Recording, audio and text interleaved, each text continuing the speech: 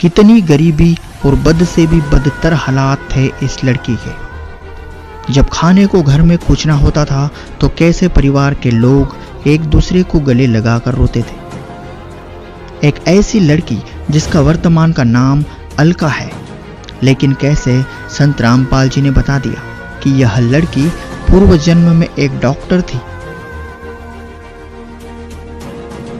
और कैसे पूर्ण परमात्मा ने इस लड़की की आत्मा को अभी तक अपने पास संभाल कर रखा था, और वर्तमान में इसका नाम अलका है, और यह संत रामपाल जी महाराज की शरण ग्रहण करके सतभक्ति कर रही है। किस तरह काल ने इस लड़की का हाथ पकड़ लिया और संत रामपाल जी महाराज ने फिर किस तरह अपना हाथ बढ़ाकर इस लड़की को मौत के मुंह से बचाया। दूसरे के लग के ऐसे रोते थे जैसे अपना कोई था ही नहीं, कोई पूछता भी नहीं था कि क्या हो रहा है, क्या खाया भी नहीं, कुछ खाया कि नहीं खाया। तो एकदम से एक काला भयंकर सा आदमी मेरे सामने खड़ा था, उसने मेरा हाथ पकड़ लिया।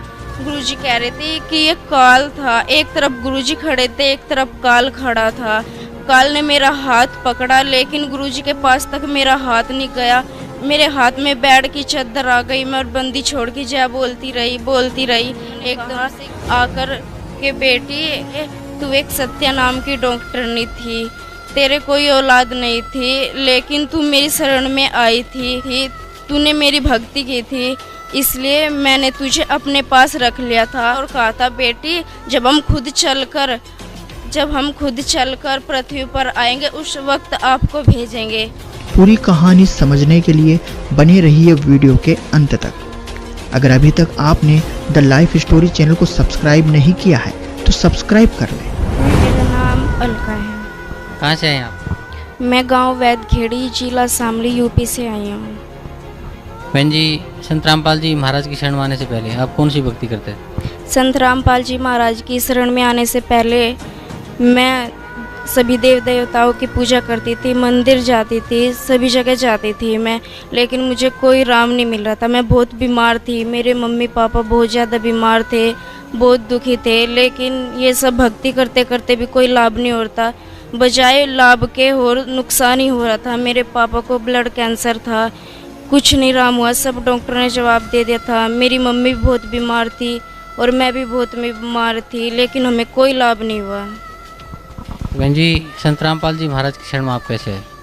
संत रामपाल जी महाराज की शरण में हमारे गांव के एक संजू भगत जी हैं, जिन्होंने रामपाल जी महाराज का नाम उपदेश ले रखा है। उन्होंने हमें बताया कि वहाँ जाने से, नाम उपदेश लेने से आपके सब कष्ट दूर हो जाएंगे और आपको मोक्ष मिलेगा ही मिलेगा। क्योंकि मेरे पापा जो हैं वो झाड़ फूक का काम करते थे, एक किस्म के ओझा ही थे वे, मतलब सबको झाड़ते थे, सबको फ़ायदा देते थे, लेकिन इतना सब कुछ करने के बाद भी हमें कोई सुख नहीं मिल रहा था। सबको सुखी करते करते हम इतना दुखी थे कि हम किसी को बता भी नहीं सकते थे। एक दूसरे के गलग के ऐसे रोते थे जैसे अपना कोई था ही नहीं, कोई पूछता भी नहीं था कि क्या हो रहा है, क्या खाया भी नहीं, कुछ खाया कि नहीं खाया। मेरी मम्मी को रसोली हुई थी पेट में, डॉक्टर ने कहा था कि सिर्फ 15 दिन का टाइम है, 15 दिन के टाइम के बाद इनका कोई इलाज नहीं हो सकता है, इनकी रसोली फूट सकती है और इनकी कोई गारंटी नहीं। फिर हम यहाँ सतलोक आश्रम बरवाला में आए, गुरुजी से नाम उपदेश लिया। नाम उपदेश लेने के बाद ही 15 दिन के अंदर अंदर जो कहा था डॉक्टर ने, ऐसा कुछ नहीं हुआ, मेरी मम्मी ठीक हो गई। आज हमें नाम उपदेश लेने के 3 साल हो गए हमें, आज मेरी मम्मी बिल्कुल ठीक है, कोई दवाई नहीं खाई। मेरे पापा को ब्लड कैंसर था, मेरे पापा बिल्कुल ठीक हो गए, आज कोई भी परेशानी नहीं है।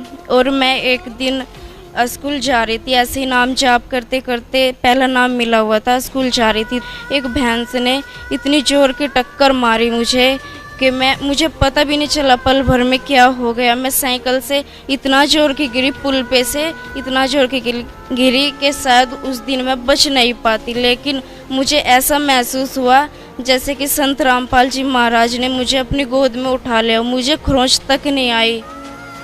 और मेरी जो मम्मी थी वो भी ठीक हो गई, मेरे पापा भी ठीक हो गए। आज हम परमात्मा की दया से बिल्कुल खुश हैं। बहन जी, भगत समाज को क्या संदेश देना चाहते हैं आप?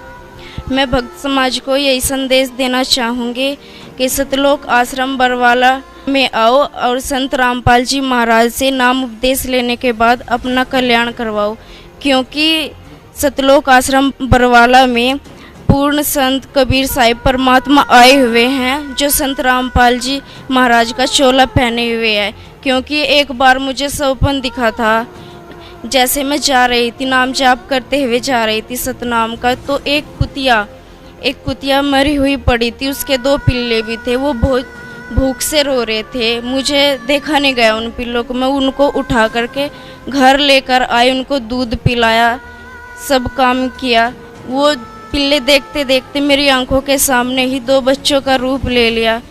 मेरी आंख खुल गई। मैं सोची ये परमात्मा आपने आज मुझे क्या दिखाया। मैं पूरे दिन ऐसे ही बीत गया, मैं रोती रही, मुझे कुछ समझ नहीं आया। फिर जब संध्या आरती का टाइम हुआ, मैंने जोत लगाई, संध्या आरती की, मैंने परमात्मा से अरदास की, हे परमात्मा इसके पीछे क्या राज है, मुझे एक बार फिर दर्शन दे के बताओ परमात्मा इसके पीछे क्या राज है। फिर अगले दिन परमात्मा सौपन में आए, कहा बेटी, जैसे ही सौपन में आए तो मुझे 2 फल दिए और ये जो पाठ प्रसाद मिलता है ये दिया। और जैसे इनको लेकर मैं बेड पर रखा तो एकदम से एक काला भयंकर सा आदमी मेरे सामने खड़ा था। उसने मेरा हाथ पकड़ लिया। गुरुजी कह रहे थे कि ये काल था। एक तरफ गुरुजी खड़े थे, एक तरफ काल खड़ा था। काल ने मेरा हाथ पकड़ा, लेकिन गुरुजी के पास तक मेरा हाथ नहीं गया। मेरे हाथ में बेड की चद्दर आ गई। मैं और बंदी छोड़ की जय बोलती रही। एकदम से बंदी छोड़ की जय बोलते बोलते परमेश्वर ने अपना हाथ बढ़ाया। जैसे ही हाथ बढ़ा, काल ने मेरा हाथ छोड़ दिया और मेरी आँख खुल गई। फिर अगले दिन फिर ऐसे ही हुआ। मैंने फिर परमात्मा से अरदास लगाई तो परमात्मा ने कहा आकर कि बेटी 600 साल पहले तू एक सत्या नाम की डॉक्टरनी थी, तेरे कोई औलाद नहीं थी, लेकिन तू मेरी शरण में आई थी। इसलिए तू मेरी शरण में आई थी, तूने मेरी भक्ति की थी, इसलिए मैंने तुझे अपने पास रख लिया था। और कहा था बेटी जब हम खुद चलकर पृथ्वी पर आएंगे उस वक्त आपको भेजेंगे। मैं तो भक्त समाज को यही संदेश देना चाहूँगी कि वो परमात्मा कबीर परमेश्वर धरती पर आए हुए हैं, उनसे नाम उपदेश